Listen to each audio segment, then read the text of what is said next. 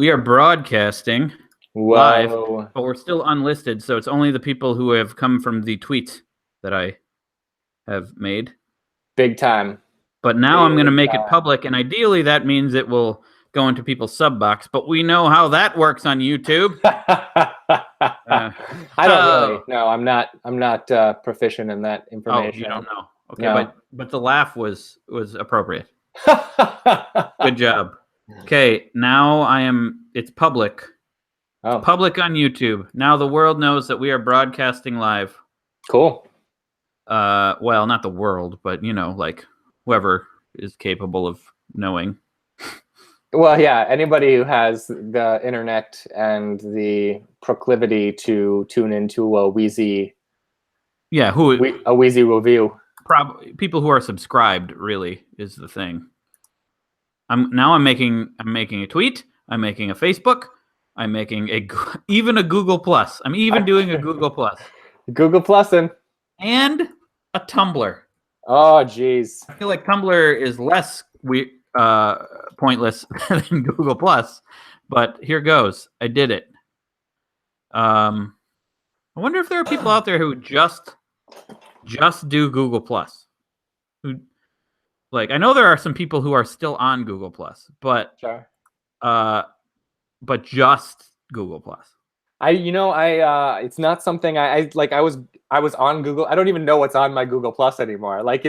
I spent less time on Google Plus than I spent on, emails. It's very, very. I don't even remember what it looks like. You don't spend time on emails? No, like on a single email. It takes me longer to write an email than I've spent on Google Plus. Ron Purdy, hi, how are you? He lives in Wisconsin, Southwest Wisconsin. Oh, yeah. I hear that's lovely this time of year. Yeah, it's way more lovely than in the winter for sure. Yeah, it's about as good as it gets, right? Yeah. Yep. There are 16 people watching. So let's just chat here for a bit while people flood in, while the masses flood in. Sure. Flood in. That sounds good. Yeah. Yeah. What else are you going to do on 5 o'clock on a Saturday? Yeah. Have dinner? No. 5 o'clock? That's a little early for dinner, isn't it? Not necessarily. I think it depends on. I guess it also depends on what time you had lunch, but that depends on what time you had breakfast. So. Also, we're only talking about Central Time Zone here, so. Oh yeah, no, that's so. If anybody on the East Coast, yeah, 6 is a little more reasonable for an early dinner. Yeah. So if you live on the East Coast, you're probably like you probably just got done walking home and and avoiding cars and going, "Hey, I'm walking here," and then getting home. That's what everyone in the East Coast does. I think that's how it works. Yeah. Yeah. Yeah. And pretty sure. Yep. People are flooding in. They're saying hi. Hello, Connor. Hello, Nocturnal Nerdy Nadine. Hello, Cadence Gaming. Hello, Frog Leap Studios. Charlie Hall. Sarah Blake. I'm not going to say hello to everybody. Sorry. I'm going to have to stop eventually. But it's sad that Connor's depressed and Sarai is from Maine, so another East Coaster. It's appropriate dinner time over there. It is. Enjoy your dinner. I'm sorry, Connor. I hope we can help you with our review of Ready Player One. Yeah. I mean, it might help. It's entertaining to listen to us, I think. Well, we think so. We think so anyway. Star Spikers from Maine too. There's more than one person from Maine in the chat. Sarah, Star Spiker, before we start talking about Ready Player One, you got to tell me, have you guys watched Castle Rock yet? Do you have Hulu subscriptions?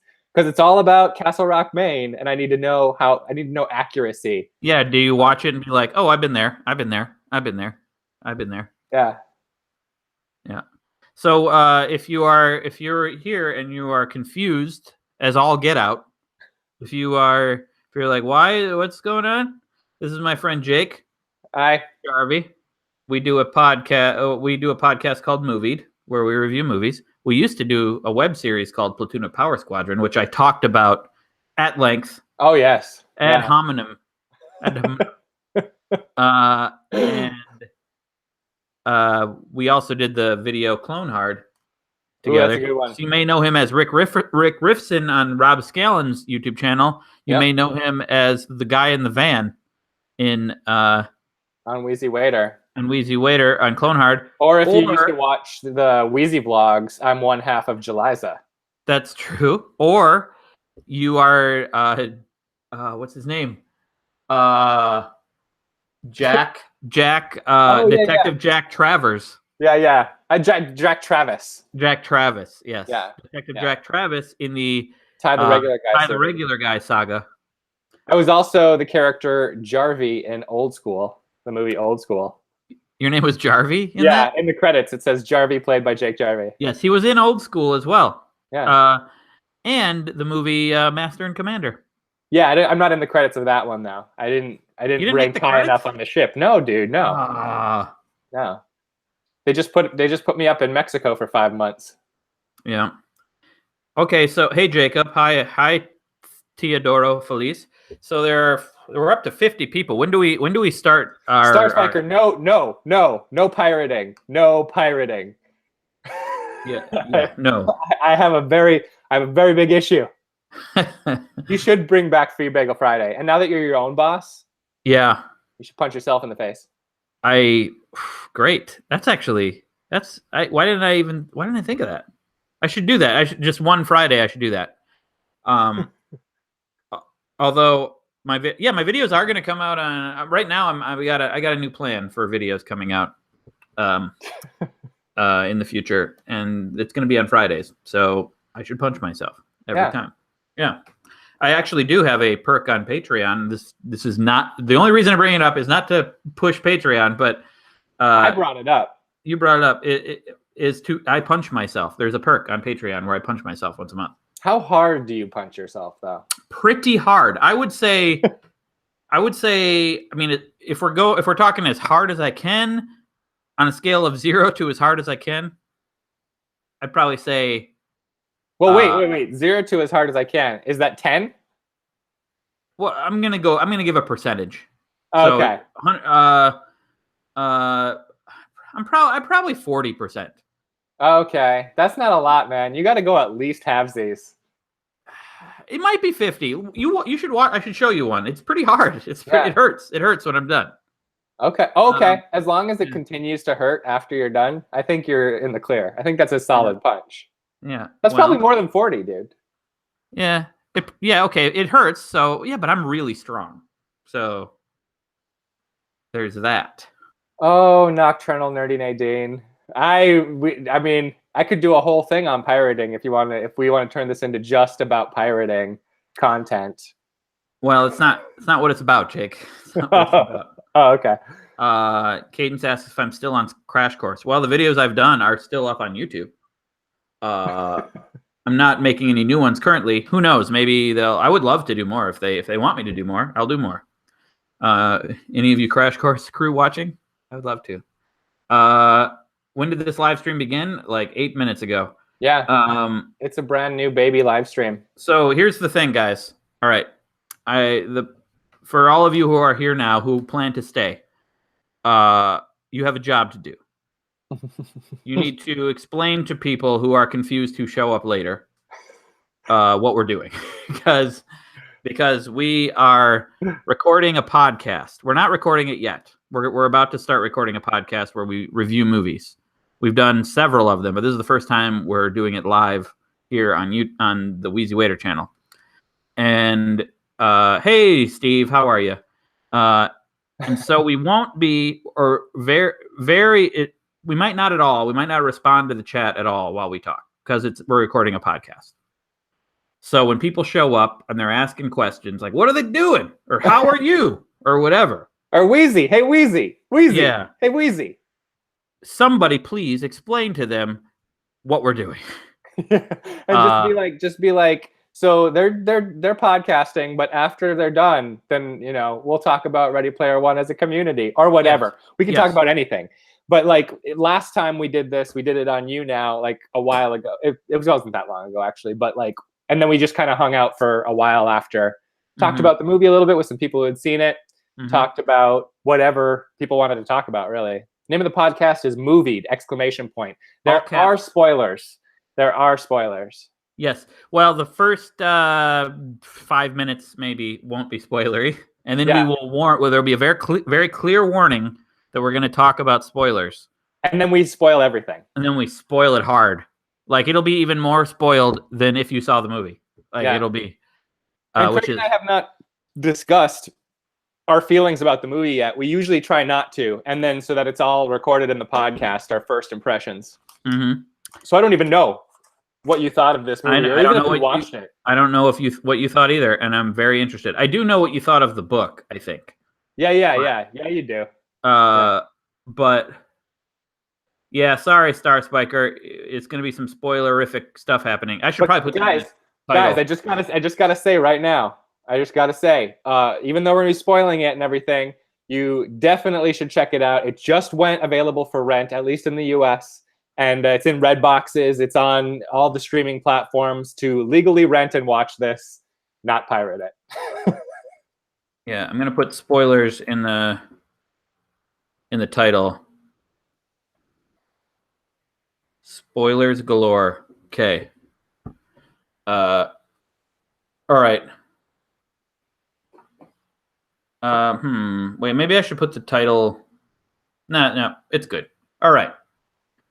Okay, are we ready to do this? Where did you put spoilers galore? At the end of the title of the I reloaded it. I see it now. Yes. Okay, mine actually did it without reloading. Interesting. Well, you are you're the streamer. So I guess so. I guess makes a lot of sense. I guess I have benefits of not having to refresh. Pretty sweet. That is a top class benefit. Thank you, YouTube. Yeah. 1%er right here. Oh, you froze. I had something else to say before we started. Oh, am I still here? Can you hear me? Now you're back. Okay. Several people left once we said we were going to spoil. That's good. They don't. That's why ahead of time I tweet out. You should probably do the same. Actually, you should probably do it more than me since there's a discrepancy in tweetership. But you should tweet out like a couple days in advance, being like, "Hey, this is the movie we're going to discuss in a few days. Now, you have a few days to watch it before we spoil the shit out of it. I mean, heck out of it." Okay. Another little warning, guys. This typically every podcast before this, every episode of MOVIED / before this has been an explicit podcast. Like I've been swearing as much as I felt like. But now that we're live streaming on the good old WheezyWaiter channel, Craig has asked me to please mind my P's and Q's. Yes. Although it's probably fine. I mean, these people are on the internet. So I know I probably wouldn't be saying anything they haven't heard before, but this isn't what this corner of the internet's about. That's true. True. Just because I decided after Pops was over to just because you live a life of debauchery and unclean. I don't want to go into your life, Jake. Too much. All right. Camper with a knife. First of all, good on you for bringing the knife. A lot of people forget it, and then they're up a creek without a paddle, so to speak. But Craig, they want you to put vulgar before spoilers, and then we're just good to say whatever we want. No, I don't want to do that. Oh, okay. I like the accidental vulgarity every once in a while. It actually makes it more fun that I told you shouldn't do it. So then when you do, it's like, oh no. Yeah. I might do it too. Whoa. Yeah. And this is a thing too, Wheezy Watchers. If you don't know this, but sometimes he'll say a curse word and it's not bleeped with shirt or something like that. Don't tell them that. Not in person. Don't. Sometimes it happens though. In person. Yeah. No, that is true. That is true. Okay, are we gonna start recording the podcast now? Whenever you want, man. All right, so we're gonna start recording. Checking my levels. Check. Checking my levels. Checking my levels. I am recording. I'm recording. I am not. Check. I am recording now. Yes. Okay. Check. Checkity check. Oh, my headphone levels are good. Okay. We had an issue before with my headphone levels, or yours, Or I think it was mostly mine. Yeah, mostly it Too was loud, and then the microphone would pick up the headphone of him talking, and then it'd be an echo. It was very it was it was the worst time of my life, actually. Wow. Yeah. That's pretty bad. Yeah. I'm over it now. Actually, that's pretty good. If that was the worst time of your life, then you are doing fine, my friend. No, lots of terrible things happened. This just really was really bad to me. Okay. Really bad. Fair game. Yeah. Fair game. Yeah. Okay, so are we gonna like legit start the episode now? Oh yeah, I thought we've already started. Oh, okay. Well, this is we gotta just you know what? We'll start it. I'm not gonna ask you if you believe in ghosts or anything okay, no, let's start with a movie related question. Okay. Greg. Yes. Question. What is since this is very video game oriented, what's the most important video game in your life? Your whole life. What was the most important video game? The Legend of Zelda, the first one. Okay. Easily the most important. But you know what? The new one, Breath of the Wild, might be even better. Whoa. Yeah, not more important. You have been talking a lot about it. Like on the social meds, I call it. Okay. Don't ever call me that again. Okay. Yes, I love that game. What about you, Jake? The most played game probably would be NBA Jam on Sega Genesis. I've probably spent the most amount of time playing. So I hate to break it to you, but that's not really what basketball's like. It's really not. But what happens like when you're on fire? Does the net burst into flames? Oh, so many answers. So many answers. Is that how it goes? Oh, so many answers. Then if you play, can you play with giant heads in the real basketball? Well, there are a lot of egos for sure. Okay. In basketball, yes. Nice. Yeah. Nice. That or Super Smash Brothers N64. Anyway, okay. So this week, guys, we are going to. Oh wait, theme song. Okay, theme song. Yeah. Oh, I love that theme song. It's really good. It's really good. I never get tired of it. Anyone your mouth drums. Your mouth drums. They're good. A perfection. Yeah, especially when paired with real drums. Anybody wants to send us the theme song, the stems are up on our SoundCloud. You can feel free to do that. And this week we are going to talk about a movie called Ready Player One. Let's talk about it without spoilers for a moment. Okay. Craig, what did you think of this movie? Oh, I have to say, okay, I'll say what I think of it. I mostly didn't like it. Craig, I loved it. Wow. I would say it wasn't. I mean, well, my initial reaction was bad, very bad for the first half of the movie. Oh my gosh! I was like, this. There's things about this I don't like. It won me over by the end a little bit though. It did win me over by the end. This is crazy. I had the exact same. I had the exact opposite reaction. The entire beginning, I couldn't believe what a good time I was having. Like really, the entire beginning, up through the middle, and then into the middle, and then I was like, this thing is pitching an all. This is an all timer. This is going. This one is going. This is my favorite Spielberg film I've seen in years. This is happening. Oh my god! Then at the end, it got a little bit too saccharine for me, and a little bit like. Anyway, that might be too spoilery. I will say this: I rented it out of the Redbox. I watched it with my wife. The next day, I bought the Blu-ray at Target. Wow! I watched all the special features. I dug this flick. I did not expect this at all. I thought we would be kind of on the same page here, and this is good. I'm glad that we are feeling kind of opposite about it. Yeah. This is important. Yeah. You want to do a little non-spoilery synopsis for those who might be interested in checking it out before we get into the hardcore spoilers? Based on the book Ready Player One by Ernest Cline. I wanted to say something. That's his name. Yeah. And it's basically like Willy Wonka and the Chocolate Factory, but with a VR video game world. The creator of the game sent out Easter eggs in his game, and and you got to find them, and then good things happen to you. The game is basically the internet, all right? Everybody spends all day on it being their avatars and playing in lands that look like 80s nostalgia, dance parties and movies and video games and all this, because the creator of the game world, the Oasis, as it's called, is that too much of a spoiler?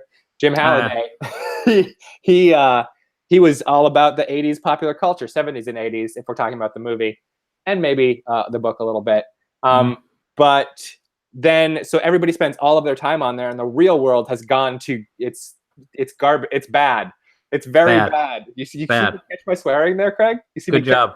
Good job. For people just listening to the podcast, go ahead. Yeah, we're currently broadcasting live on the WheezyWaiter channel, and I instructed Jake that this is not a swearing channel. So yeah. So clean it up, Jake. Clean up your debauchery. I'm gonna do my darndest to keep this clean as heck. Okay. Good. But anyway, so the guy who made the Oasis, everybody lives with their avatar selves and lives their whole lives on the Oasis. Basically, the currency only left worth anything in the real world is actually in the gaming world of the Oasis. And that's where everybody lives. The real world is not good. It's like trailers stacked on trailers and a huge corporation trying to take control of the game. Jake, your description of the movie is way more detailed than mine, and better. I'm just telling you. Yeah. Okay. You want to pick it up here? No. Okay, so there's a guy named Wade Watts. He is our main character. He's Wait, we're not going into spoilers yet. No, not yet. Not yet. That's the name of the main character is a spoiler? No. No. I just didn't know where you were going. Yeah. So Wade Watts, he's maybe 18, 19, something like that. He is what is called, I think this is all non-spoilers, he is what's called a gunter. The gunters are a group of game crazy people who are out there chasing Halliday's Easter egg. Whoever gets the Easter egg, which is hidden, there's 3 keys to unlock the path to the Easter egg that you got to, like, challenges you got to do basically. Whoever finds the Easter egg gains total control of the Oasis and $500 billion. That's a joke for anybody who watched the movie. That's the exact thing he said in the movie. Yes.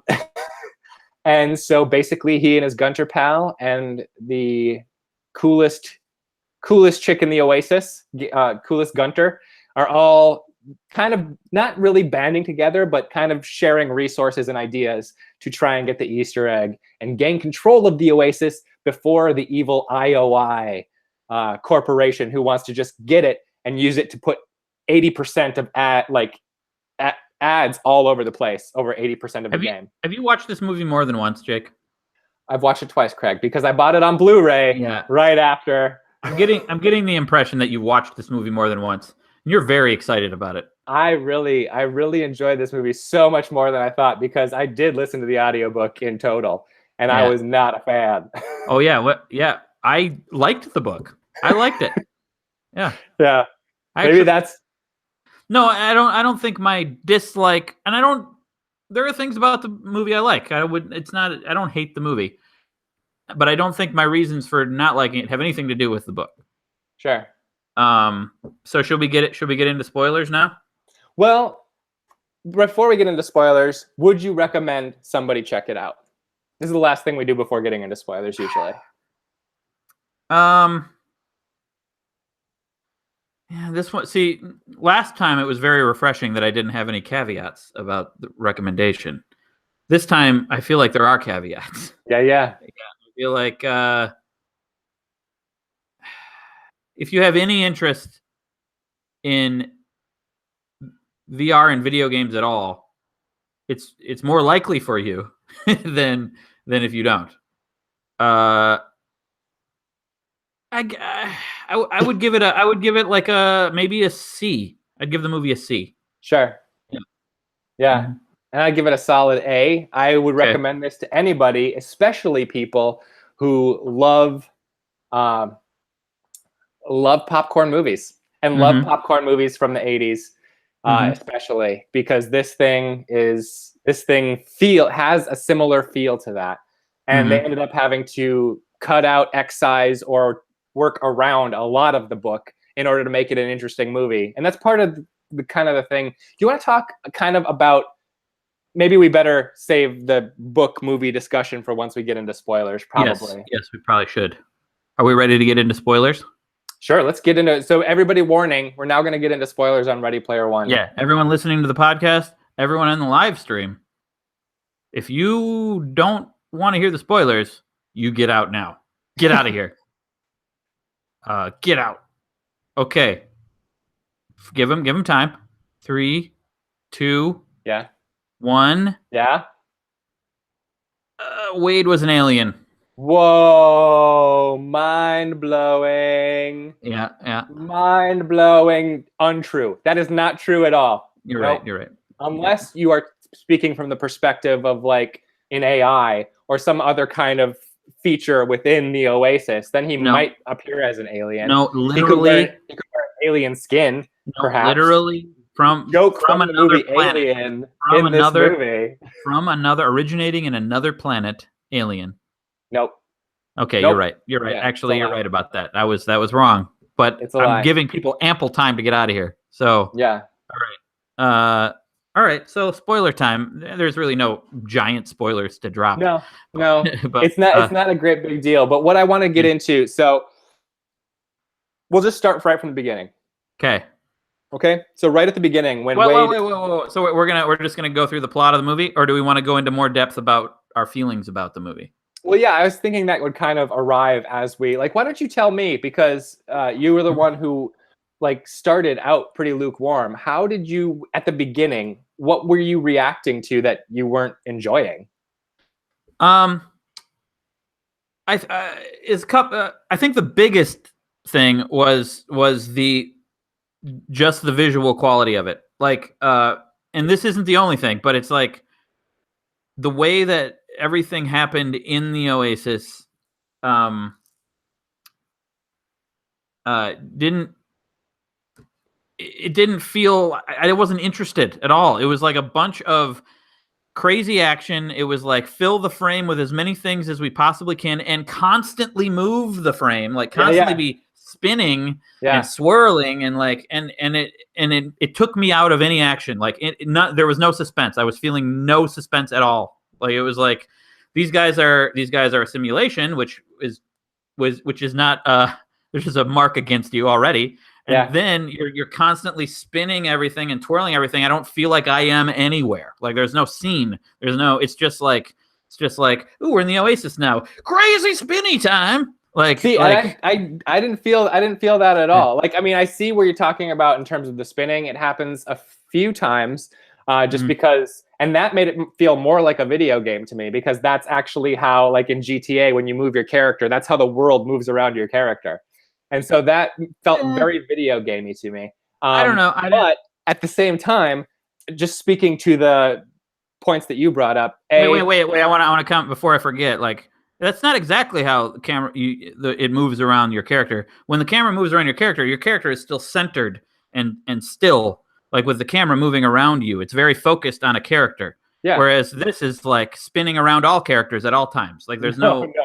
Yes, we watched different movies, I think. No. Yeah. I'm not talking about just spinning around. I'm talking about tilting and like there's like not at all. Unless we're talking about the dance scene where that was all spinning around them the entire time, but that was the feeling of flying dancing. So that made sense to me. But I actually am going the exact opposite way with this. Like to me, like there was a definite density to every frame. There was so much information packed into every single frame of the Oasis that it felt to me a lot like the internet. like there's just way too much to look at everywhere, and it's because all of these things in this frame are built by personalities, and this person and this person and this person, and they want you to know their references and they want you to know who they are. So it felt like Twitter to me. It felt like every social media where everything is happening all at once and it's too much information to take in. That's why I think it worked for me so well. I was like, yeah, no, this actually feels like what an online community would feel like. Yeah, but you just described a bad experience. You described why the internet is a bad experience. Well, yeah, but like that's why it worked in this. No. And like I wouldn't have a bad experience watching it. I was like, I'll catch what I catch. I won't try to see every little thing, you know? And I got no problem with sometimes filling the frame with a lot of stuff, but like this was too much. It was too much. Yeah, exactly. It was way too much all the time. Yeah. And that was the whole point of it. And No. that's why it worked so well for me. Like as soon as and yes, Craig. And like the spinny camera thing that you're talking about where it doesn't feel anchored to anything. I knew exactly where I was the whole time. I understood the geography. And it wasn't that I was confused by where I was. It was just that it sucked any suspense out of or drama out of the moment to me. It just didn't feel anchored. It felt too quick. It felt too like, oh, we're gonna swing over here. We're gonna swing over here. I'm not gonna feel anything that this main character is feeling at all because I'm going to try to feel every single thing that's happening around him all the time. Well, see, then you went that didn't happen to me, and I'm wondering if it's just the way that we both went into this. Like you're saying, and I would agree with this. I would agree with you on this, like 1,000 times. Like when things are all CG, I usually check out. Like, but as soon as like I heard somebody say that this movie is 60% animated, 40% live action, and at that point I was like, okay, I'm gonna look at this like I'm watching an animated movie. Now I'm gonna watch a Wreck-It Ralph. I'm gonna watch a this, you know, like so. Like I was and again, this feels kind of Wreck-It Ralph-ish to me. I didn't like Wreck-It Ralph. So. Oh, I loved Wreck-It Ralph. I loved it. All right. But so this is a more grown-up Wreck-It Ralph. I suppose. And the chase, the first challenge to get to the key is like over this crazy bridge through this fantasy New York City to this park, and nobody can get there because King Kong destroys it before you get there. But that entire chase, Craig, I was so involved. Wait, are we talking about the second time or the first time? The first time. Like, I was checked out. I was from the moment it started. I was so invested in that chase. Oh, yeah, nothing. Yeah, I felt nothing. Like I was watching it. I felt everything. And I'll tell you why. First of all, this is like the opposite of what did we do? The Infinity War. Yeah, like exact opposite. Yeah. In this case, like it started for me, and this is another reason I was surprised this movie worked so well on me, because some of the things that I resented in the book, like worked so much better for me in the movie, and there's a reason for that, I believe we can get to later. But in this case, as soon as he threw his DeLorean and it opened up and he walked in and sat in it, I was like, yeah, this is dope. And then as soon as the race started, things kept happening so fast. And like, as soon as you would get used to one thing on the track, this next thing would happen. And it had to be that way because of how, had to, yes, Craig. No. Because, okay, look, Craig. I felt like it moved too fast. They didn't slow down to make me feel any one moment. It was just like, okay, now motorcycle. Was she on a motorcycle? Yeah, like motorcycle girl's gonna out of nowhere, and then there's King Kong, and then there's like, oh, there's no rules to this world. This is crazy. I don't care. That's basically how I felt. See, yeah. So like we had the exact opposite experience to where like. They didn't slow down to make you feel any one moment, because that entire race is one moment. Like that entire thing, and it's such an onslaught of everything that you're trying to keep up with it. It has to be the most difficult race ever because it's the first key. It has to be like almost impossible. I agree. It had to be difficult, of course, but you can convey difficult in a film many different ways. Sure, dude. But like as soon as the race starts and everybody's bolting across, like there, like certain things impress me. Like there's this one shot where it like our main character's name, Wade, is Parsival in the game, and Parsival's best friend is H. H has this big monster truck, and there's this shot, like kind of coming like a helicopter shot, as the truck comes up to like a second level on a highway, and like the physics on it and the movement on it, I was like, it felt real to me. It didn't look real because it's not, but it felt real. And then every moment of that chase, dude, moment of that chase was shot from a perspective that you could. Not every moment. There are 2 shots in it that you could not film in real life, but the rest of it was shot from levels and areas that an actual film crew would have to shoot a chase like that. Yeah, but it had a lot more like swirling and tilting and No. and Nope. people jumping and flying through the frame in ways that you'd never see in an actual practical shot. Well, no, because everyone's moving so much faster because it's a video game, Craig. But at the same time, like it was shot from a grounded perspective, unless it was in the air, and then those shots were so helicopter shaky that I felt in it. I felt in it. Yeah, dude. I didn't. I just didn't. No. Didn't. So cool. No, I don't agree. Yeah. But I did appreciate it the second time through when he figures out that he has to drive backwards, go down the ramp, and then go underneath the race. I appreciated that. That's not in the book. That's none of this race is in the book. Yeah, this new Easter egg. I appreciated that, but I didn't appreciate the how easy it was to figure that out going backwards. The entire world is playing this game. Someone is going to go backwards. Yeah. Especially a bunch of gamers. Like the first thing a gamer who's trying to break the game is going to do is go backwards. So the logic of that doesn't hold up. But for a fun kids movie experience, it totally did to me. Yeah, that didn't ruin the movie for me. But no, the first rule of breaking the game is go backwards. Yeah, I feel like they should have taken some time to make it harder, though. Like figure out a way to make that harder. Sure. So yeah, we're just in complete disagreement. I felt nothing watching that. Just felt nothing. And I was so riveted the whole time, both times actually. So when he does go backwards, like you said, you enjoyed the second time, like watching the T-Rex rise up on his platform to enter the stage of play. Like I loved all of that so much, and how I loved the design of going through the first time, and I loved seeing kind of the behind the scenes of it the second time, kind of like from the programmery side of things. I just thought it was so great. No, not to me. Just wasn't. We just fundamentally disagree with that sequence. Yeah. And that like kind of set the tone for me for a while throughout the movie. Like yeah, I'm getting that. Yeah, it was just too. It was too.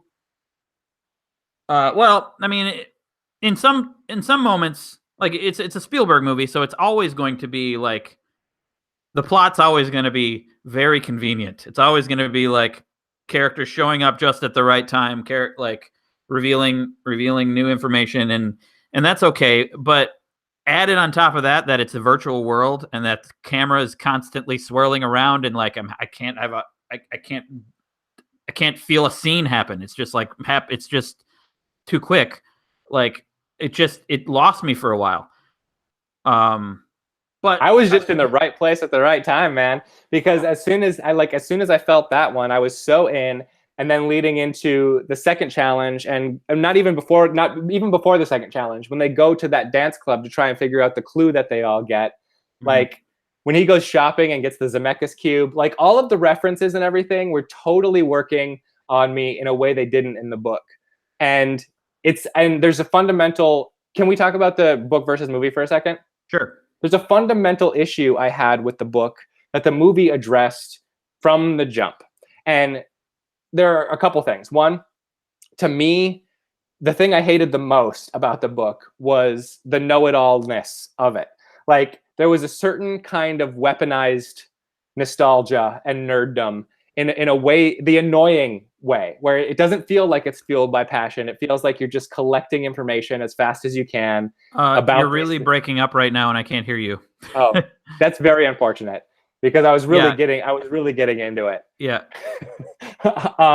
So please say it again. Yes. Okay. There was the know-it-all nature of the book. It seemed to me that Wade. Hey, hang on a second. Sorry. I think we're gonna have to pause. Okay. Because you're breaking up too much. All right. You want to pause for a second? Yeah. Okay. I'm gonna stop recording. Yep. Stopped. Okay. Okay. So I'm gonna be right back. Okay. Yep. Yep.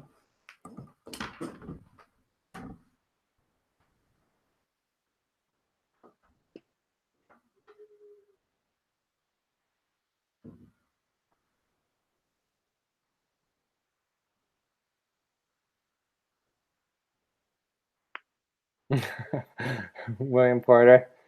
Spielberg's worst film. Interesting. Have you seen 1941? That is that's a roughie. Hook. I liked it as a kid, but it doesn't work as well in retrospect. Craig will get to what he did enjoy about the movie, probably. I will address this. Yeah, people who didn't read the book would like it more. If you didn't bring in your baggage from the book, I think you would like it more. And since I didn't have baggage from the book, like liking it baggage, I think that helped a lot. Yeah, didn't they shoot in Birmingham or something, William?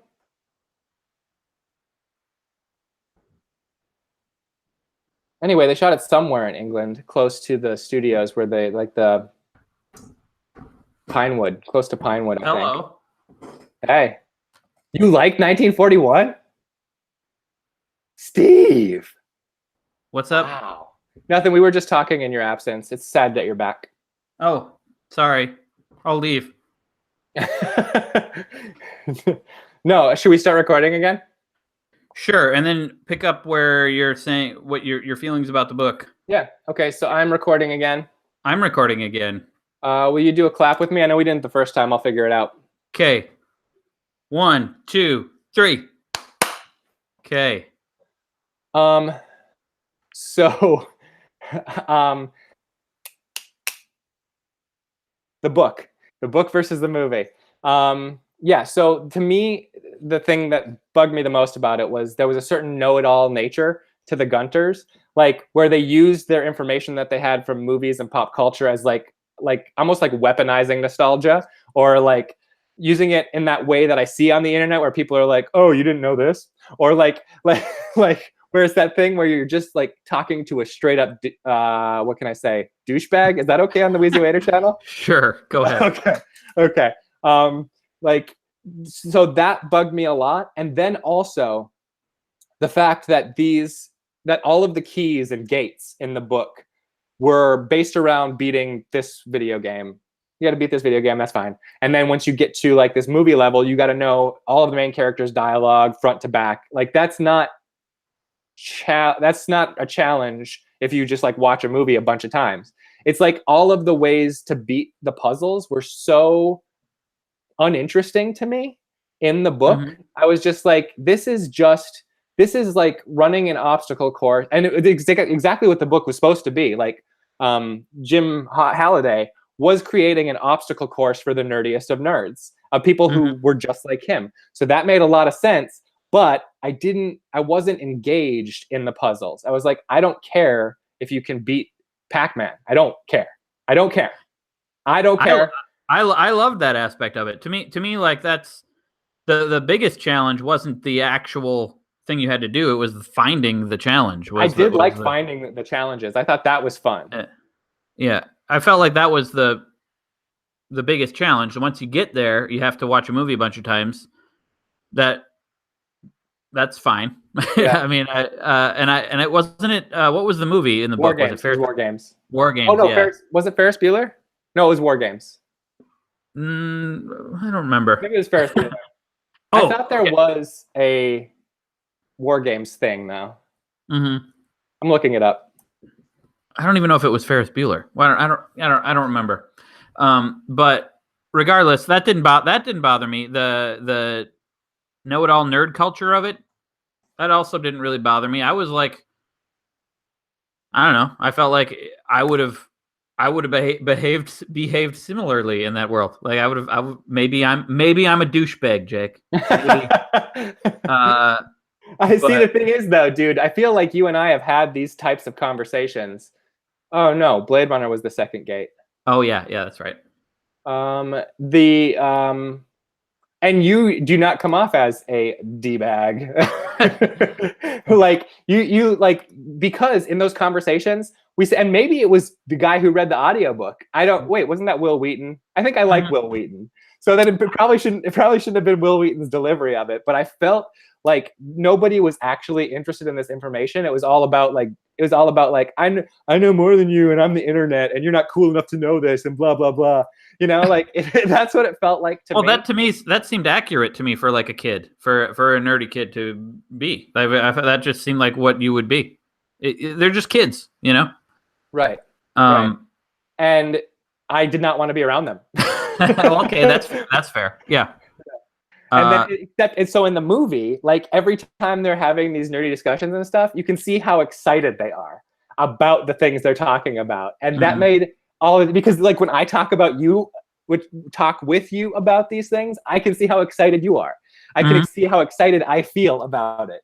Sure. Like that makes all the difference, because then you're talking about something that you're interested in and passionate about, and not something because it's some kind of like cultural currency of some kind. See, reading the book, I thought the characters were excited, especially the main character. I thought he was very excited about all of that. I felt that he was excited in the movie too. Like I feel like he was excited in the movie as well. But my problem, I guess, comparing the book to the movie, I liked the book. Yeah. When they go in, this is a similar problem to me. It's the same problem, I guess. This isn't my only problem with the movie, but like in the book, when he's going into the Oasis, he's describing the Oasis, and he's jacking in, or whatever you want to call it. I can see, saying it out loud now, I can see why they didn't call it that. But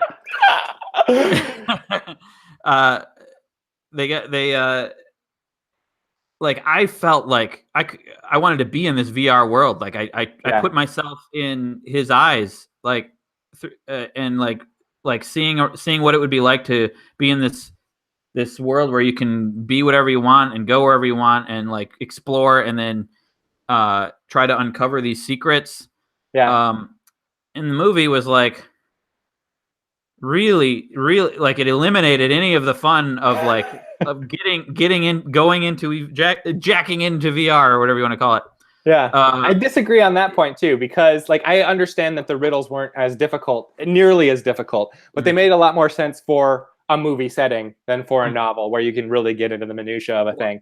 But I'm talking more about like the specific, like what I was saying before, the visual quality of it. Like I didn't feel like I was immersing myself in a VR world. I felt like every time they went into the VR world, it was the Phantom Menace. It was just like let's jam the frame full of stuff. It was the opposite of what I would feel going into a VR, like putting on VR helmet and like feeling like this personal experience where I'm seeing things and I'm manipulating things in a small way. Like that it just didn't happen in the movie. And if you put on like a lot of I haven't played a ton of VR, but the VR that I have played is very much like you in this expansive environment alone, you know. Yeah. But as soon as one of those VR things is like a massive multiplayer online experience, it's going to be packed full of people and things. Yeah, but there's still, even in those experiences, you're going to have moments where you're by yourself, where you're hiding, or where you're... Oh yeah, well, we did have those too. I mean, we had them in like H's warehouse and stuff.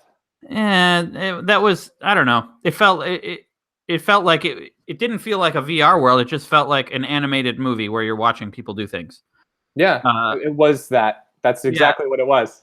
Yeah, it could have been something else. Could have been. Yeah, I guess it could have been a cartoon. It could have been more focused on one person's point of view. It could have been. It was all from our main character's point of view. No, it was like a floating camera in nowhere. Like what? Like you mean like actual POV shot? Well, you could have had that. Yeah, that would have made sense. Well, a lot of the times, and at least I felt like it was a lot of times, and I have watched it once more than you, so. Yes. I'm sorry, I was just that guy. I was talking about. We do like follow him in like a medium of him. We follow him into an environment, like look around like from his perspective, but not a POV shot like over his shoulder, basically. Mm-hmm. It happens at the race. It happens at the dance club. It happens a lot. It doesn't matter. The effect is gone. The effect of like an intimate experience where someone's like in the book, there's a lot of like exploring by himself, like trying to find out, uncover these secrets, which can be done. It can be done visually. You can just have a one person on screen doing things. And it'd be entertaining. Absolutely, I saw Girl with the Dragon Tattoo. It's very able. Is that the only movie? Is that the only movie? The only one that does it. Okay, it's very easy. It can be done. But this movie is 2 hours. Sure. And they were packing in all of the as many crazy sequences as they could. So they had to get, and towards the end, the exposition got real rough. Like, I recognize how quick and slapdash all of the exposition to get them to the final gate was. Like, it was bad. Like, it was right on the nose. But at that point, I was so into the movie, it didn't matter. Well, and also by that point too, I realized like all of this stuff, most of this stuff is happening for like, and so many times when like one of the main things is a reference to something else, they immediately have a character go, "It's this from that," you know? Like they have to do that. They don't. Well, they don't. I mean, the movie did what it did, but it didn't have to do anything. It could have done it completely differently. Like it could have like the in the book and I don't dislike it because it's different than the book. This is just an example of what a way it could have gone. Yeah. Like the reveal of what's the girl's name? Artemis. Artemis in the book was I like that whole sequence in the book, which I don't really remember it that well, but like it involves both of them trying to uncover the clue together, I believe, the first one. And like he sees her there while he's trying to do it, and it's this sort of slow scene where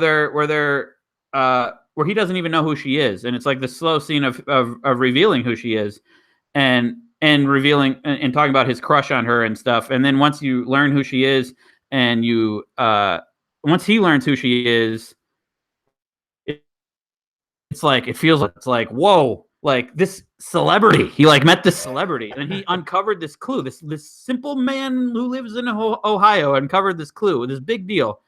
In the movie, it's like, hey, it's Artemis. Oh, cool. Yeah, let's go. Like it completely eliminated any humanity in that whole aspect of the story. Yeah, like, introductions happen fast, and like that element for sure. Like I didn't feel any wonder at the arrival of Artemis. I was too busy feeling wonder at the environment of the race. And like all of a sudden there's a T-Rex, all of a sudden there's a King Kong. I was feeling all of a sudden there's a T-Rex, all of a sudden there's a King Kong. Nothing matters. That's how I felt. Yeah. This is exactly, if you want to hear us do Infinity War, do the exact opposite, just go listen to the Infinity War one, because this is exactly how it affected me. Except I think I liked Infinity War. It sounds like more than you liked Ready Player One.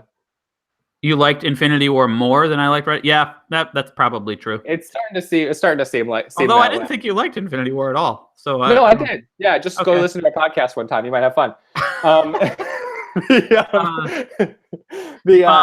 No, but we're only talking about the first half. I did like this. It did kind of win me over by the end of the movie. Like that's why I gave it a C. But like the big, I guess I just got you. Well, I loved the Shining sequence. I loved it. Right. I loved it. And that to me is so much much, because another thing that I loved about the references in the movie is so much of it felt to me like Spielberg, not like just being like, here, look at this thing you remember. Here, look at this thing you remember. Yeah. I felt it so much like Spielberg being like, here, look at this thing that I love. Look at this thing that I love. Yeah. Like, you know, and I felt the love, Spielberg's love of these things, and especially going into Stanley Kubrick's The Shining, like I felt Spielberg's love. I love how weird it was. It was so weird. Yeah. It like suddenly becomes a horror movie. Like I feel like I started to wonder like who's the audience for this movie? Because like kids are gonna want to see it, fans of the book are gonna want to see it. This is a sequence that isn't in the book at all. Yeah. It's a completely different genre of movie. Yeah. And I loved it. Yeah. I loved how weird that was. I loved how they successfully recreated the movie basically, and them in the movie. Yeah, I love it's so beautiful. Like so many of those shots are ripped straight from the movie. Yeah. And that to me that was a moment that like captured the spirit of the book really well, because it was like referencing a pop culture thing in such a way, like with love. Like it was just sort of like, this is a thing we love, and we're just gonna blatantly show you it. We're not gonna hide any. This is a obvious reference to a thing. This is the biggest reference to a thing in a movie ever. Yeah, and we're just gonna show it to you. Yeah, and it also led to that. Okay, so yes, these are the things Spielberg loved, but I also appreciated the thing that drew me in the most to the movie wasn't just the spectacle of like, here's a King Kong, here's a DeLorean that I like dream about. You know, like I love, like the DeLorean is the greatest vehicle in movie history to me. Like I love the time traveling DeLorean more than any other vehicle ever. Anyway, yeah. To me, the thing is that I really dug the characters. I dug H. As soon as they got into the warehouse and H was like, why are you showing off my shit? Like all of H's dialogue, that was a direct quote from the movie. I might do that one more time, warning you. Okay, go ahead. That was H's, it felt like people hanging out. Like that, and every time TJ Miller, is that his name? The guy from Silicon Valley who played the... So. Yeah. Okay. I know he's supposed to be some big jerk or whatever, but I'm disappointed that you never learn who he is in real life. I'm disappointed about that. Why? Oh, there's so many opportunities there for like, who is the guy? Like it doesn't matter. Like he's some dude who lives in his grandmother's basement in southern Detroit. Yeah, you know? because we didn't learn, it doesn't matter. But it could have mattered. That could have been cool. You know. But it doesn't feel. It doesn't feel like they're. To see him in the real world, like he would have had to be at IOI or whatever. It would have had to like relate directly to the two perspectives we've been in. No, but I don't think he was. I think because you never. Yeah, I think he was somewhere else in the world. So there's this character. Well, no, I don't think he was in IOI. No, I don't. No, that's what I'm saying. He wasn't. Yeah. I'm saying that's why we don't see him in the real world, because he wasn't in the stacks and he wasn't in IOI and he wasn't a part of the resistance. Like. Yeah. So there's a character, who we're talking about. There's the main bad guy at IOI is this corporate D-bag named Nolan something, Sorrento. And he has like a fix-it man. When he needs something done, he goes to this guy in the Oasis, and this guy has like a big skull chest, and he's hilarious. Mm-hmm. Like the first time we see him, he's so big and intimidating and daunting, and he's like, how are you doing? Or Sorrento's like, how are you doing? Or whatever. And there's this pause as he grimaces, and then he goes, my neck really hurts. I think I have like this like carpal tunnel of the neck, if that's even a thing. I don't know. I better go get it checked out. Like, I laughed at that. That was good. Like all of his lines were so clearly improv, and it felt like that guy who's so capable online, but such a loser in real life that I loved him so much the whole time. Yeah. He was good. I was just disappointed. I wanted to know who he was in the real world. I just wanted to know. This feels like that's not like a flaw in the movie. I'm not saying that's a flaw. This is starting to feel like a real kind of a Last Jedi problem here for you. Like, like why didn't they explain Darth? No. No, I'm not saying that's a flaw in the movie. I'm disappointed that we didn't learn who he was, because I wanted to know so much. Yeah, he was his character perfectly as who he was, you know, and he served his function perfectly, and he was hilarious and fun the whole time. It doesn't change that I want to know who he is. I want to know. Well, sequel. No, they are talking about doing one actually. Yes. So where were we before we get sidetracked on that character? We had gone to the Shining sequence. Yeah. Which is a couple things. One. Before the Shining sequence, they're trying to crack the clue, which is some leap that Halliday never took. And so they go to this dance club where there's a place you leap into, and it just you float up and fly and dance and everything. And at the moment, so I'm going to be kind of throwing in some stuff I learned from like all the behind the scenes when I bought the Blu-ray and everything. So Alan Silvestri wrote the score for this movie, who did the Back to the Future soundtracks and a whole bunch of Predator. He did like a whole bunch of stuff. Mm-hmm. And when he throws the cube, Spielberg's instruction to him was, I don't want this to sound like Back to the Future. I want the Back to the Future score in here. And so like, as soon as those three notes, and he did it just sparingly, he did the three bum bum bum like Yeah. as soon as he threw the cube, and my heart like exploded. Like these things, I like that. These things that are cheap nostalgia grabs that should not work on me worked so well on me. It worked on me just on a small level, though. It was just sort of like, oh, cool. Were you watching this on your phone? Yeah, I guess so. I wish I loved it as much as you, Jake. I want every movie I watch, I want to love as much as you love this movie right now. And I feel like I might be a rare case too, because I watched this with Eliza, and I felt like as we were watching it, I felt this isn't working on her the way it's working on me. Did she not love it? I think she liked. Liza, are you here? Yeah. Did you like it? I did. Did you love it? No. She liked it. She didn't love it. Yeah. But like I would like be watching a scene and I'd be like, and then I'd look over at her and she'd be like, okay. Yeah. No, I don't know. I do think I'm gonna rewatch it, and I think maybe I'll like it more on a second or third viewing. Maybe not. Certain things started to fall apart for me on the second viewing, but I'd still give it 4.5 out of 5 just because of all of the stuff I loved about it. I would say, like, so The Shining, that really got me interested. Once they went into The Shining, I was like, oh my God, this is crazy. I can't believe they're doing this. This is insane. And every moment was like, is this the same movie? What are they doing? What is going on? And then the shot of all of the IOI people like dying, like the wide shot. Hilarious. Loved it. Just like TJ Miller, just like all of the interactions with characters being kind of lighthearted and fun. It felt like that sense of humor I loved. I didn't feel in the book the way I felt in the movie. Before I forget, we glossed over an early scene, which I think was one of the worst, is the worst moment in the whole movie, and is the real world family scene. Oh yeah. Terrible acting. It was like it was parody, but it wasn't parody. I mean, that was the most like, oh, this is the future, I guess, kind of scenes, just in the way that like it was like the trashiest trailer trash you've ever trailer trashed. You're frozen. You broke up again. I couldn't hear what you said. That's fine. I basically called them trailer trash forever. Oh, okay. Wow. I'm glad I didn't hear that. No, but it was just like, it was bad acting. It was bad writing. It was cliche. It was like, is this supposed to be funny? Like, I don't understand. Oh no, it didn't feel funny to me, but it felt. No, it didn't feel funny, but it felt like, it seemed like that, like sometimes for a brief moment, I was like, is this supposed to be funny? Like, because it's not real. It doesn't feel, it just feels like a cliche. It just feels like a parody. I mean, I wouldn't call it parody. I would call it cliche for sure. To me, it just felt like let's make it clear as fast as we can without taking too much time. Like, that he has a terrible, terrible family life. Yeah, they could have done that more effectively. Worth saving. Stepdad, that's the worst.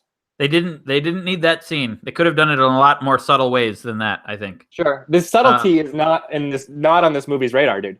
Doesn't matter. If you're looking for any kind of subtlety, it's not going to be in this movie. They could have, though. It doesn't matter. Doesn't matter what movie it is. That's not the movie they were making. No, it doesn't mean they can't do it for that aspect of the story. They could have easily just showed less and just conveyed the idea that he has a bad family life. Sure. That was terrible. It didn't bother me the way it bothered you. It's an obvious cliche. I mean, that's every bad family life we've ever seen in a movie, like to the nth degree. They like push to the extreme. Mm-hmm. But and also like everybody looks terrible. Like the hair and makeup in that entire thing is like, what? Like nobody's making these choices. Like like, which makes it also seem like parody to me. It didn't pull me out of it. I was like, this is just another aspect. Let's get to the next. It didn't pull me out of it because I was already hanging by a thread at that point anyway. Yeah. But it did manage to pull me back in with The Shining, and then like for some reason, like the end battle scene, the big climactic battle. Sounds like you didn't like it very much. I loved it. Yeah. Oh, but was there something you didn't like after that? Maybe. Yeah. But like I was in at that point, and I don't know. I'm not 100% sure why, but I do. But but it was the very similar feeling I had to the end of the book. Like I even like that is actually kind of how I pictured it when I was reading the book.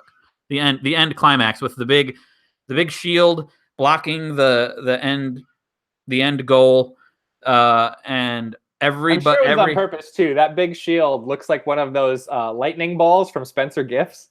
Yeah, yeah, that's pretty cool. And then like every possible element of pop culture, like just fighting and battling.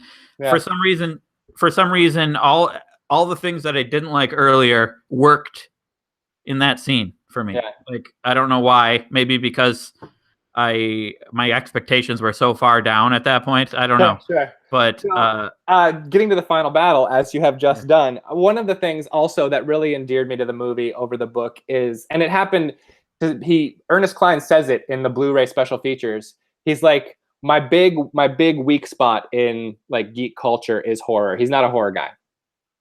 Yeah. You know, he's not into horror. So that's why there's not a bunch of horror references in Ready Player One, the book. But in the movie, you like right in the beginning, you see Freddy Krueger get iced. You see Jason Voorhees get iced. Like people as avatars who chose these characters as their avatars. And then like the Shining sequence happens. And then my biggest delight of the movie, guys, get ready. I'm going to use, just like this movie, I'm going to use my one PG-13 F-bomb because no movie's done it better. Craig. In PG-13, you get one F-bomb, and they are going through the final battle. They're trying out weapons. Here, try this weapon. Here, try this weapon. H says, try this little guy. Throws him Chucky, the little horror doll Chucky, who has a knife and is trying to hit him. He throws it at a bunch of IOIers. As Chucky's flying towards this guy, anybody who doesn't want to hear a swear word, get ready to just mute your screen for the next 10 seconds. The IOI guy sees him and goes, "It's fucking Chucky!" Yeah. And then Chucky like ices a bunch of people right there. I did like that moment a lot, actually. That was great. I loved it so much because I love horror movies. Like, I love them. And so The Shining, Chucky, these little nods to 80s horror, just, I felt them. Felt them right in my little nerd chest. That movie, that moment was just great, regardless of whether you like horror or not. That was just like, that's like the worst thing to throw at somebody. Like, it's amazing. Yeah, no, it's not a good weapon, except that it's a hilarious weapon. I think it is. I mean, okay. It's the worst thing to throw at someone because it's a good weapon. Well, no, like anyone who anyone who watches Child's Play or like doesn't agree with like no doll is a scary thing. Like when I watch the entire Child's Play, I do this thing every year, guys, called the Night Marathon on my YouTube channel, where we watch an entire franchise of horror films in one sitting and time lapse the whole thing. And we did the Child's Play Chucky series, and all day I was like, "How about that, Phil?" My buddy Phil is there for him, and he's like, "Just kick the doll. Just kick the doll. The doll's running at you. Kick the doll." The whole day. So Chucky has never been a very scary guy, and that's why he's the perfect weird weapon in this finale of the movie. To me, it is scary because, like, I always assume Chucky is like, if you kicked him, he would just grab your foot and stab your foot a bunch of times. Like, I don't. Now you're making sense, Craig. Now you're making sense. Okay, I'm glad we finally agree. No, for real though. Like to me, it's not that simple. I think Chucky's particularly scary because he's not just a doll. He's a doll that can grab on, and like if you kick him, he can still run right back at you. You know, like and stab you a bunch. You know, anybody who can hear my crying baby, it's okay. My wife is here. She's taking care of it. I'm not neglecting a crying baby. This podcast is not neglecting a baby. No. That should be our tagline. So where were we? So then what's the problem you had at the end? Oh, for me, okay, so there's a certain thing that I respond to less well after the 90s, and it's a thing that Spielberg has always done, and there's a certain amount of Spielberg sentimentality that he really leans into, and he's doing it sincerely, and he leans right into it to like a child's book story kind of level. And here, like after the final battle, like there's an amazing scene because we have not talked about this, Craig, but Mark Rylance playing Jim Halliday is amazing. Well, yeah, there was no doubt about that. Yeah, he's so funny the entire time. Do you know that guy? Have you seen him in anything else? Yeah. Okay. Bridge of Spies. Yeah. And again, first time I ever saw him was Bridge of Spies, and I was like, who is this guy? Yeah, he's Amazing. great.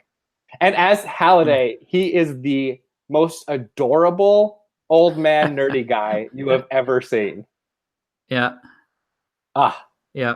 So but what's your problem? What's your problem though? So there's an amazing scene where Percival finishes the final thing, and when he gets the egg, he ends up, or like when the door to the egg is revealed to him, he ends up in Jim Halliday's childhood bedroom. And there's this great scene as old man Halliday watches young Halliday play a video game, and while he looks around the room for the egg, he can't remember where he left it. It's hilarious. Yeah. And then as soon as we're out of there and back in the real world, like my thing about the movie is I didn't much care about the real world. Anytime we were in the real world, I was like, I just want to get back to the Oasis.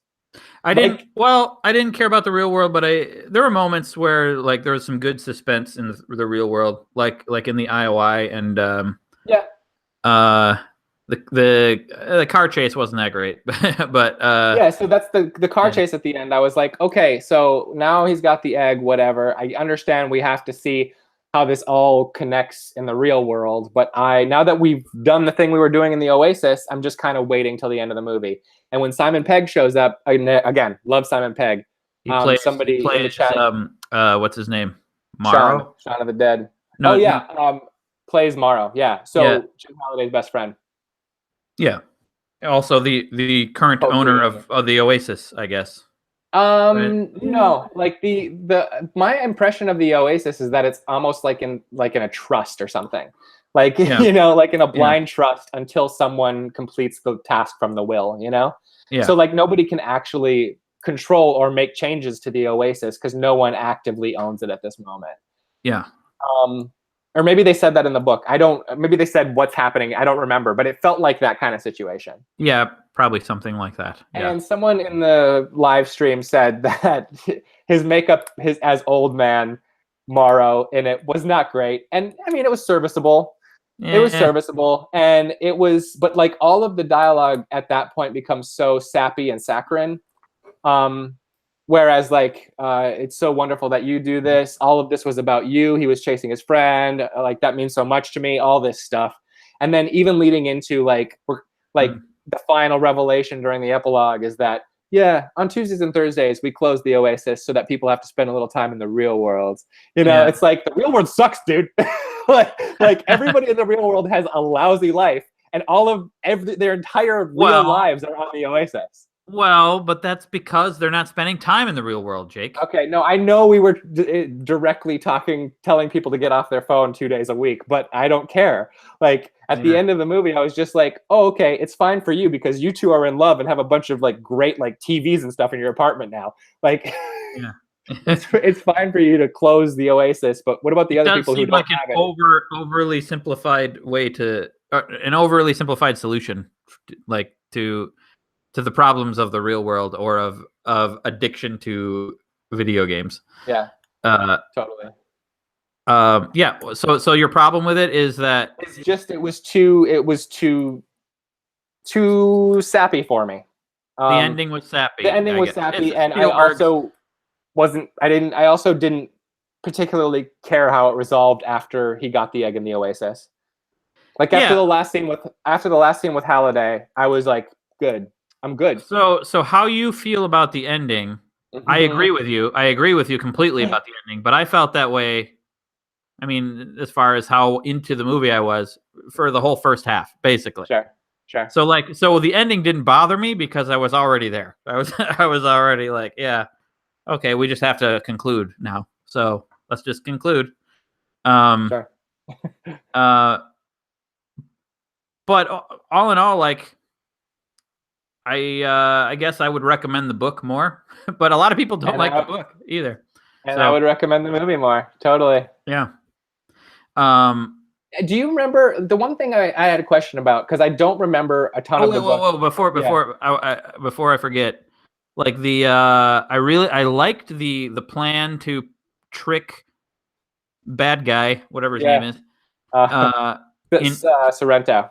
to thinking he's in his office, but he's actually still in the VR world. Yeah. I liked that plan, but I didn't like how they explained it. Like it was like, Yeah. it's like, okay, cool. We're in the. So Wade like is pointing a gun at him, and then he walks out into the room behind, and it's revealed that they're not in the real world, they're in the VR world, and then he explains to everyone else what they just did like 3 times. Yeah. It is. And it like, wait, so they didn't know what the plan was that you were just doing? Yeah. Why didn't they know this? This is what I'm talking about, man. During some of the things, they couldn't slow things. Obviously, we've seen we're going to replace the camera footage with recorded footage 1,000 times. Yeah. It's basically the same trick. So we were way ahead of them. Yeah.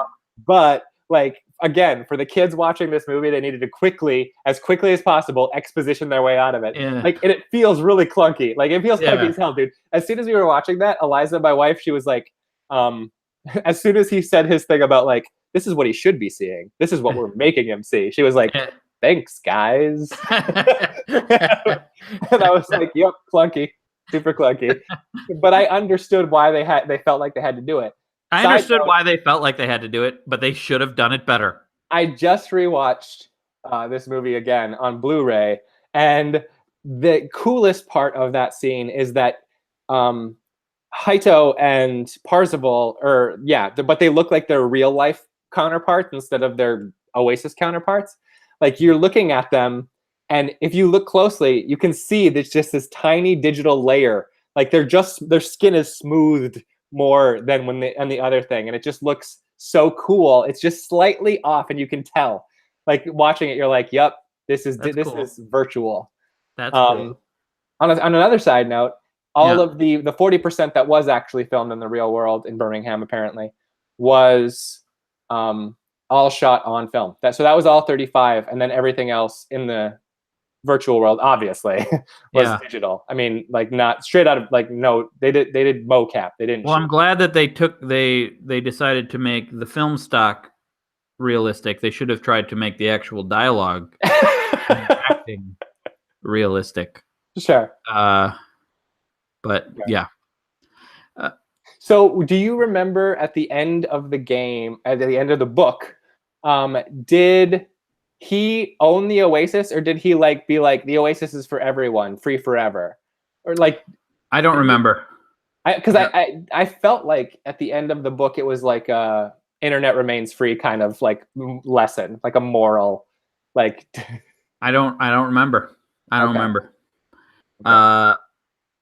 But I don't know. I think it'd be cool if there was a sequel movie done by someone other than Spielberg. Like what's his name? Alex Garland. Yeah. Okay, the movie you're looking for is never going to be made. No, I think it could. You want the Ex Machina version of Ready Player One. I know. I understand. That movie would be amazing. Yes. That movie would be amazing. You could do that. You could do that. It's not going to get made for $200 million, sir. What? It's not? You're not going to make a $200 million subtle version of Ready Player One. It's not subtle. It's just smaller. It's just you're not jamming every frame full of, like, I feel like Spielberg has this idea in his head of what a blockbuster should be. And it seems like you do too. No. But it doesn't have to be. Not every blockbuster. This one now. No, it didn't have to be this way. Didn't have to be. Yeah. Well, you love it, so yes, of course. No. The way that they did it, from the way that they set out to do it, I think they accomplished their goal. You're just saying that should not have been their goal. Well, I don't even think they did accomplish their goal, because it wasn't. I didn't enjoy it. I didn't like. I love big blockbuster movies. I just saw the new Mission Impossible, and I loved it. Sure. And it's all spectacle. It's all about spectacle. And there's a lot of ham-fisted, dumb dialogue in Mission Impossible movies. It doesn't bother me. I still felt what the characters felt in that movie. Like I was in, and I cared when the action was happening. Yeah, you resented the overload as soon as it started in this. Yeah. And a lot of people had that issue too. They all said, like, it's too jam-packed. It's ugly. It just looks ugly. Yeah. There's nothing beautiful about the Oasis. And I felt I did not feel that way. Yeah, for me, it's not like the actual visual quality of it. It's more the editing and the motion, the camera motion of it. Like, and it felt like it was keeping me at a distance from everything that was happening all the time. Sure. Not me. All right. Yeah, I wish I felt that way. Yeah. It doesn't bother me that you feel that way, because I realize that none of this actually matters.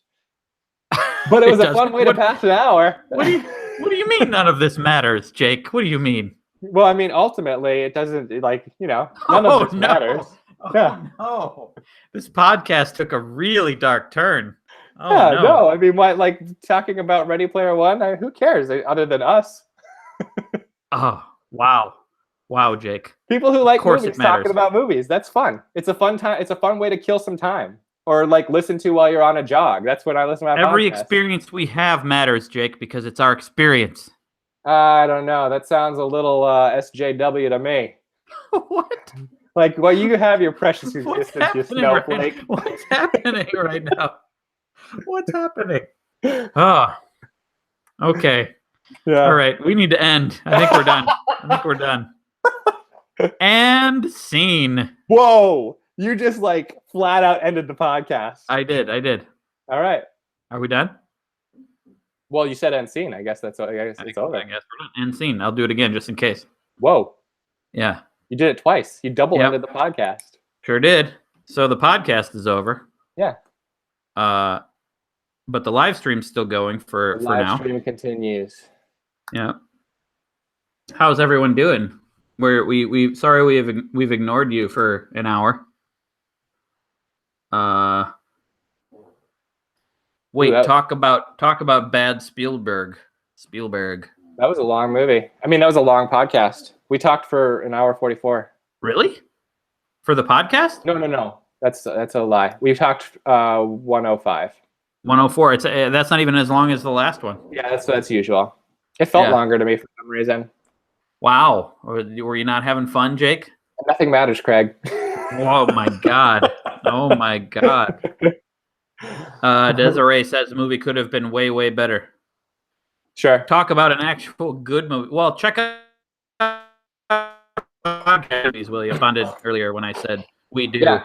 Our very last one, A Ghost Story, we both loved. Yeah. We've talked about obviously you don't like this movie. That's fine. But we're going to talk about movies whether you like them or not, William. But that is true. We have talked about many movies, and you probably liked some of them. We talked about.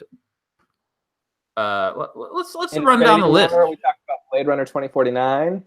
Talked about Get Out. These are from memory. Our very first one. We both loved The Last Jedi. Yep. So we talked about A Ghost Story. We talked about Avengers, Infinity War. We talked about the work of Steven Soderbergh. We talked about our least listened to one, but it was fun. Oh yeah, but that was probably the most actual good movies in a podcast. Jumanji, Spider-Man: Homecoming, Get Out, Brawl in Cell Block 99. Great movie. We both liked that one. Spoiler: we both liked that one. Yeah. Blade Runner 2049, Mother, terrible movie. Great movie. Love Mother. Terrible. Yeah, it's fantastic. And our first one was The Last Jedi. So we've talked about we've run the gamut of blockbuster and art house. Weird. It seems like the most fun ones are the ones where we disagree. Yeah, I think I had more fun with this one than A Ghost Story because we both agreed on A Ghost Story. Yeah, but talking in depth about a movie like Ghost Story or Mother, anything that's open to interpretation. No, you know what? I don't think I had more fun. I think I always have an equal amount of fun, which is a lot, Jake. Which is a lot. Yeah. Yeah, I have a lot of fun too, man. Well, Omar says we should talk about Upstream Color. I've never seen it, but I have seen Primer. Yeah, I saw Primer too, and I was not into it. I didn't like Primer either. I didn't really like it. Yeah, we should do that. Yeah, but you know who does love Upstream Color? Ryan Johnson, director of The Last Jedi. Yeah, and I think I saw another movie that he loved. He said the best movie of last year was Phantom Thread. I think. Oh, I did not enjoy Phantom Thread very much. I liked it, but I didn't. It was not to me. It wasn't the best movie. But Well, I mean, Ryan Johnson's enjoyment of film is has a huge berth. You know, like Upstream Color is supposed to be beautiful and bizarre, kind of more ambitious than Primer, because Primer felt like a big old nothing to me. But but also very, very strange, and that makes me more interested in it than Primer. But I haven't taken the. It didn't sound like it was much more narratively. You know, it didn't have a big narrative push to it, and that usually doesn't make me super excited to watch a movie. Yeah, Primer was like, I remember watching it and being like, what? And then I went online and read the what actually happened in it on Wikipedia, and it was so insane what actually happened that no one could ever possibly understand just watching the movie. That made me hate it. It made me not like it. The best use of Primer is that it got him the consulting job on Looper, an actual good time travel movie. Yeah. I liked Looper. Upstream Color. Dribbles Malone in the comments. PTA doesn't know how to plot. It's very true. He only like used plot once, and I think it was in his first movie, Hard 8. The rest of it are like character. I feel pieces. like Punch Drunk Love is pretty plotted. No, dude, you think that's plotty? Oh yeah. No way, dude. No way. Absolutely. That's like a character-based tone poem as well. No. There's a plot. There's totally a plot there. It's about pudding. So then the plot would be like, how do I collect all these puddings? No, the plot is a guy who is down on his luck, who doesn't like his life. He's got 7 sisters who make fun of him all the time, and he just wants to do something good. And then he meets someone he loves, and he does everything he can to win over that girl. Yeah. Okay. Not really plot heavy. It's character. No, heavy. The whole plot is a love story. It's him trying to win over a girl that he loves, and prove to her that he's not crazy. Basically. Okay. Yeah. Okay. I love Punch Drunk Love, by the way. Yeah. I just would not consider it super plotty. I think it's like a very tightly constructed plot. I think it's totally a plot. There's a few weird moments, of course, but like the opening car crash that means nothing, which is weird. But nope. I love Punch and jumps and rolls down the street. It's a great way to open a movie, though. Oh yeah, I love that movie. I love Punch Drunk Love. I will say this about Phantom Thread: it had one of the best. It had just an amazing character moment that I haven't been able to forget since. Which movie? Phantom Thread. Oh yeah, okay. Where she goes in, he's working on his designs upstairs, and she goes in to bring him tea, and she's like, "I brought tea," and he's like, "I didn't ask for tea. I don't want tea. I'm trying to work." And she's like, "The tea is leaving. The tea is leaving." He said, "The tea may be leaving, but the distraction is staying right here." You like that because it's true, right? I felt how awful people who prize their creative ambition over everything in their lives, like how awful that is. And I know that instinct that like, I'm trying to work. Yeah. I know that feeling. And I don't like it about myself, but that's probably why that moment resonated so hard. Oh no, I completely agree. Like distraction is like the worst enemy of trying to create something. Oh yeah. And I totally agree. And I felt what he felt in that moment when he said that. But I wouldn't behave that way. Yeah. No, you're not supposed to behave that way. Like everything about his character, how he needed silence at breakfast, I thought, you are not an artist, dude. You're just a dick. Yeah. Yep. Exactly. I mean, but people like that a lot of people like that are successful because they're like that. Yeah, you know? Yeah. And I would not do that to be successful. I wouldn't want to. I value the relationships of the people around me more than the things I'm creating, I guess. No, I know that. I know that about you. I know that about you too, Jake. I know that about you. We'll see. Oh, geez. Yikes. I feel like I'm learning a lot about you today. Yeah, there's a lot. There's a darkness. There's a great big darkness inside of me, man. Yeah. Did either of you see Isle of Dogs? Did you see that? I haven't seen it. I did see it on an airplane. I liked it. I was really into it for a while, and then I was kind of like, I guess I felt like I knew how the movie was going to play out halfway through, and I just Did you like Fantastic Mr. Fox? yeah, but I didn't. I like Isle of Dogs more than Fantastic Mr. Fox. Okay. Um, Because I thought I like Fantastic Mr. Fox was fine, and I thought it had charming moments, yeah, like the way they eat and swear. All of that was super adorable. yeah. But I didn't enjoy it as much as any other Wes Anderson movie. Any. Yeah. I didn't like Life Aquatic. Didn't like it. See, I didn't enjoy Life Aquatic either, but I would watch that again before watching Fantastic Mr. Fox again. And I never saw Darjeeling Unlimited. Never saw It's it. good. Yeah. It's a good time. It feels smaller. Like it feels like him getting back to small filmmaking. Yeah. And it's funny. It's funny and quirky. Yeah. Alrighty. I also haven't actually seen the entirety of Budapest Hotel. Oh, really? I haven't seen it all. That's one of my favorites. I was also watching that on an airplane, but it was No. Okay, we have it on Blu-ray. You've got to see it on a big screen. All right. It's so good. Okay. Like Liza will watch it again too. We really dig that one. I liked what I saw, but I think it was like 5 a.m. on an airplane, and I felt yeah. No watching it on an airplane screen. No watching it on an iPad. You got to see it bigger than that. Jake, I'm not going to make those rules when I'm on an airplane, okay? And I want to watch something. Greg. Yeah. Only TV on airplanes. Okay. But there was no TV. It was just movies. Yeah. Fair game. What airline were you flying? Paramount Pictures? I don't remember. Maybe there was TV. It was, I think because this was a while ago. So I don't know if they even had the service where you could just watch anything. It was like what they were showing, maybe. I also saw on that same flight, I saw Need for Speed.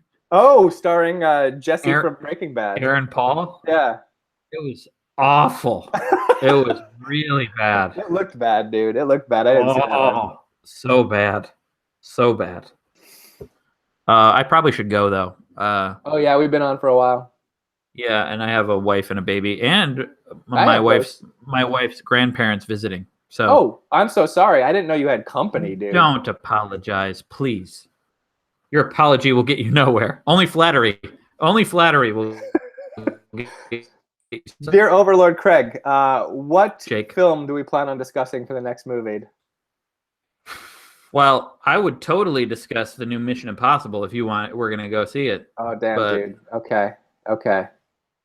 See, I feel like we need to discuss that either like right away or like when it hits video. So we might be too late. Liz, do you think I'm gonna be able to get to Mission Impossible? Do you think I'm gonna be able to get to Mission Impossible in the next few days?